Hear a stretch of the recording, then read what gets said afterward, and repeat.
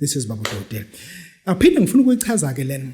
Abantu abanesifo sikashukela, they tend to believe ukuthi bangahamba bayikubaba kwaumakhelwane abanike ibhodlela, bavuka ekseni bachofoze la benze glucometer analysis, bathola ukuthi ushukela wabo izolo balale kade u14, uyavuka manje u11, okusho ukuthi wehlile.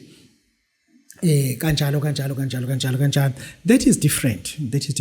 We got what is called glucose and as well as HbA1c. Uma ufuna ukulashwa ushukela with greater understanding, hamba uyokhuluma nomuntu okulaphayo. Angisasho ukuthi lona nje okulaphayo. Umcela ukuthi uthe ubaba dokotela njengoba ngilanda lesiwasho la noma lo muthi la kuwena.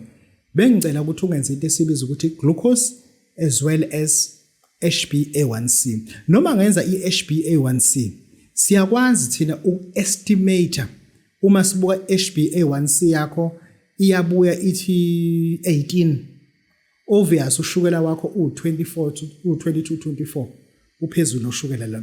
Siyakwazi ukubona ukuthi HbA1c yakho ithi 20 or ushukela wakho is higher than ordinary. You understand? Ilento ekuthiwa ushukela wakho usalawuleki by understanding HbA1c yakho. But asikwazi ukubuka iglucometer yakho rating mase sikwazi ukuestimate ukuthi iHbA1c yakho ithini.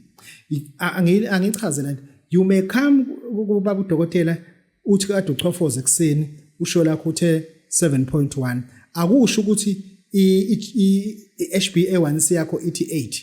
That doesn't mean that iHbA1c yakho ingaqhubeka ithi 14 usho lakho uthi 8. You understand? Ushukela wakho ube 6 kodwa iqhubeka iHbA1c yakho ithi 11.5. You understand? Iyona esikala ngayo ubungako bukashukela precisely with greater understanding. Ngenzela ukuthi labantu abayakholela ukuthi bazozilapha bona emva kwendlu ushukela, no akunjalo. Nanokuthi ke enye into ofuna si-understand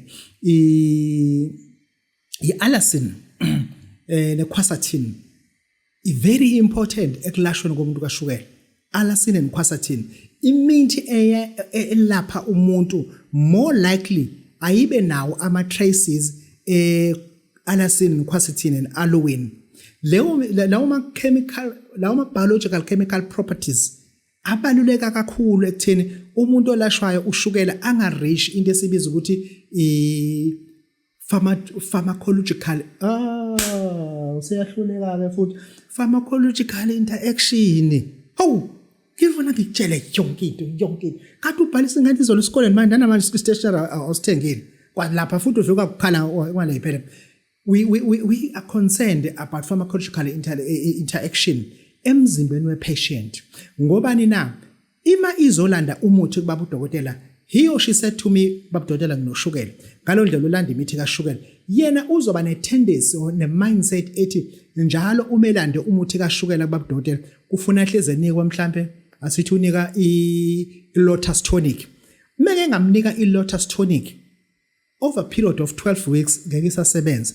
Why ingasasebenzi? Usene resistant. Why ne resistant? Because if pharmacological